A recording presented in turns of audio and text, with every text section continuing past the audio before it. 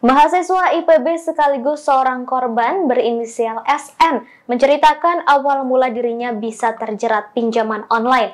Semua bermula ketika dirinya mendapat tawaran dari kakak tingkat pada Agustus 2022 lalu. SN ditawari untuk bergabung dalam sebuah bisnis dengan untung yang menggiurkan, saudara. Kakak tingkat tersebut kemudian mengenalkan dirinya dengan terduga pelaku berinisial SAN.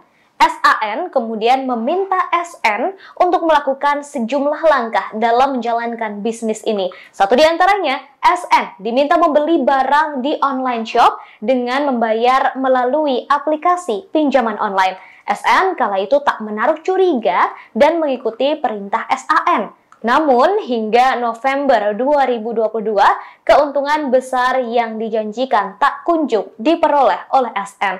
SN mengaku kini dirinya malah menanggung rugi. Ia harus membayar tagihan pinjaman online sebanyak 14 juta rupiah akibat termakan rayuan bisnis dari kakak tingkatnya. SN juga mendapatkan teror lantaran belum membayar tagihan pinjaman online.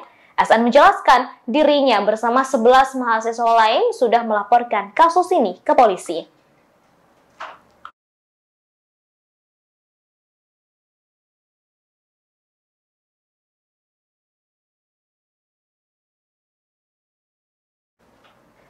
Kemudian, saudara seorang korban berinisial SN ini juga menjelaskan awal mula perkenalannya dengan SAN saat masuk dalam kepanitiaan divisi sponsor di sebuah acara kampus.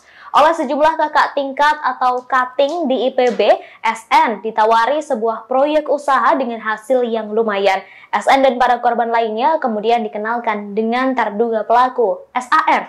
SAN kemudian meminta SN dan teman-temannya di kampus IPB untuk menjalankan segala prosedur dan tata caranya dalam mengikuti proyek usaha tersebut, termasuk diminta untuk membeli barang-barang dari akun-akun di aplikasi marketplace atau online shop dan pembayarannya melalui pinjaman online. Mereka dijanjikan ada keuntungan yang nantinya akan digunakan untuk acara. Namun, sejak Agustus 2022 hingga November 2022, belum ada keuntungan seperti yang SAN janjikan. Bahkan, SAN selalu mengulur waktu pembayaran yang dijanjikan. Di sisi lain, utang pinjaman SN dari beberapa aplikasi pinjol terus membengkak menjadi 14 juta rupiah. Baik saudara, untuk melihat lebih lanjut terkait perjalanan kasus ini, kita sudah terhubung dengan wartawan dari Tribun News Bogor. Ada Rahmat Hidayat di sana. Selamat sore, Rahmat. Iya, baik. Selamat sore. Baik, Rahmat, boleh disampaikan terkait dengan keterangan dari pihak korban soal pinjaman ini, pinjaman online yang terus membelit para mahasiswa IPB. Silahkan, Rahmat. Ya baik, semenjak hari kemarin kami mewawancarai beberapa korban terkait penipuan online dengan berujung kepada terlilitnya mereka terhadap tagihan pinjaman online. Dari beberapa keterangan korban yang berhasil kami wawancarai, memang rata-rata mengatakan dijanjikan hasil persentase sebanyak 10% oleh terduga pelapor yang diketahui berinisial SAN. Dari hasil janji 10% itu, beberapa korban memang sudah menerima beberapa kali. Namun sebelum mendapatkan inventaris ataupun hasil untung 10% tersebut, para korban memang diwajibkan untuk mengajukan sejumlah dana melalui aplikasi pinjaman online. Nah, ketika sudah cair, dana yang berhasil diajukan oleh para korban tersebut melalui beberapa aplikasi pinjaman online itu kembali ditransferkan ke terlapor berinisial SAN dengan janji akan dibagi 10% keuntungan dari hasil transferannya tersebut. Dan memang diketahui terlapor ini dari beberapa keterangan korban ini mengiming-iming mereka dengan cara bisnis online ataupun diarahkan untuk berbelanja di online shop milik terlapor SAN ini. Begitu laporan awal yang bisa kami sampaikan. Kemudian Rahmat, terkait dengan penangkapan SAN, mungkin bisa dijelaskan tentang kronologi penangkapannya dan seperti apa kasusnya saat ini, sudah sampai di proses mana? Silahkan. Ya baik, untuk saat ini per hari Kamis tanggal 17 November 2022 memang diketahui saat ini terlapor SAN sudah berhasil diamankan oleh pihak jajaran Polres Bogor menurut keterangan ataupun informasi yang kami himpun berhasil ditangkap di wilayah eh, sekitaran kebun raya residen Kabupaten Bogor. Dan penangkapan SHN ini turut diamini oleh pihak Polresta Bogor Kota yang memang diketahui semenjak kemarin ikut menangani kasus ini karena ada dua buah laporan polisi dengan 29 pengaduan dengan korban 333 dan 116-nya diantaranya mahasiswa IPB University. Dan sejauh ini perlu diketahui bahwasanya penanganan kasus ini sudah mulai ditangani oleh jajaran Polres Bogor dan tadi pun pada beberapa waktu tadi kami sempat mewawancarai Kasat Reskrim Polresta Bogor Kota yang memang mengatakan pihaknya akan melakukan koordinasi dengan jajaran penyidik Polres Bogor dikarenakan memang di Polres Bogor juga ada laporan polisi yang mengatasnamakan terlapor berinisial SAN. Namun saat ini pihak Polresta Bogor Kota sudah mulai melakukan penyidikan dan dipastikan untuk kasus ataupun penyelidikan kasus ini akan terus dilakukan sampai saat ini baru mencapai tahap penyelidikan. Begitu. Kemudian Rahmat, ini kan terkait dengan korban. Jumlah korban ini cukup banyak, mencapai 331 atau 300-an begitu. Seperti apa tanggapan dari Polresta Bogor Kota? Ya baik, memang untuk korban saat ini terus bertambah dalam kurun waktu 2 hari ya. Kemarin ataupun 2 hari yang lalu memang korban yang melaporkan ataupun korban yang tercatat di Polresta Bogor Kota ini berjumlah 311 orang. Namun hari berikutnya Polresta Bogor Kota kembali kedatangan oleh sejumlah masyarakat yang diantaranya memang mahasiswa sehingga total korban bertambah menjadi 333 orang. Dan perlu diketahui 116 orang diantaranya itu merupakan mahasiswa IPB University.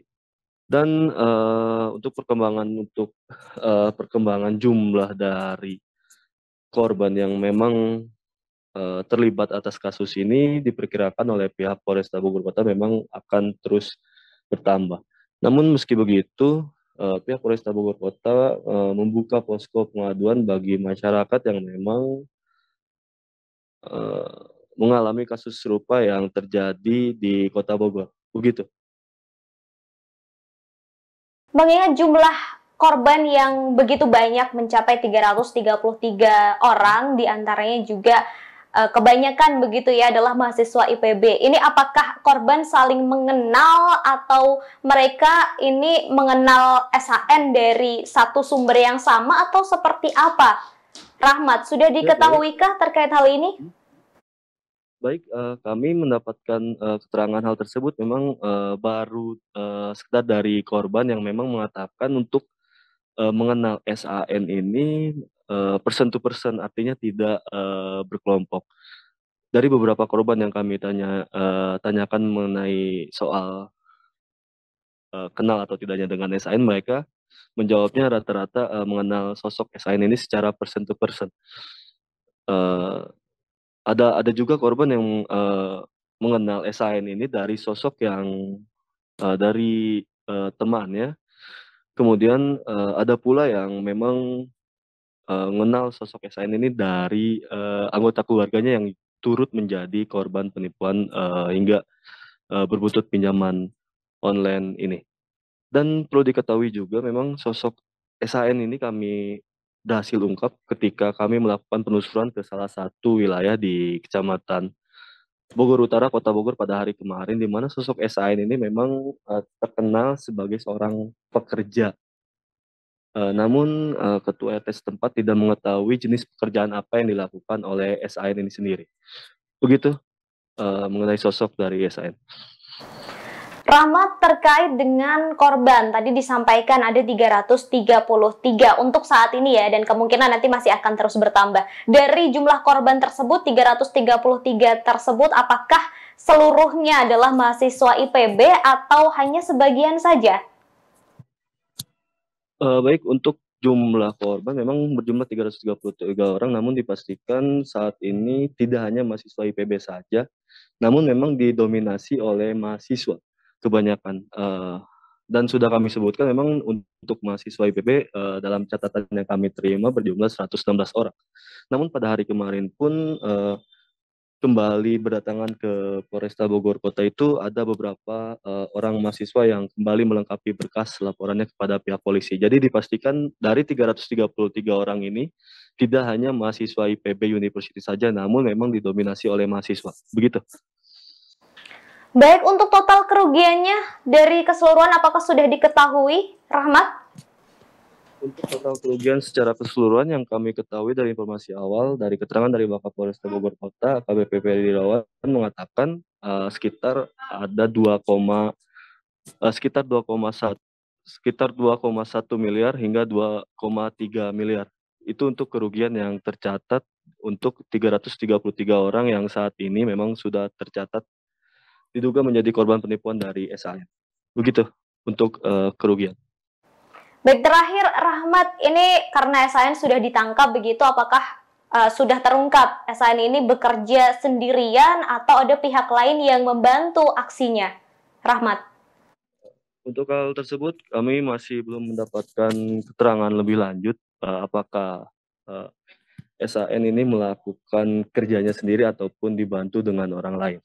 Namun di Polresta Bogor Kota saat ini memang sedang terus dilakukan proses penyelidikan dan memang status dari SAN ini masih terlapor dan masih belum ditetapkan menjadi tersangka. Begitu.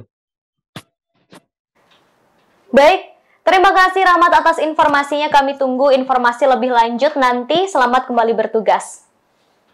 Terima kasih sudah nonton. Jangan lupa like, subscribe, dan share ya.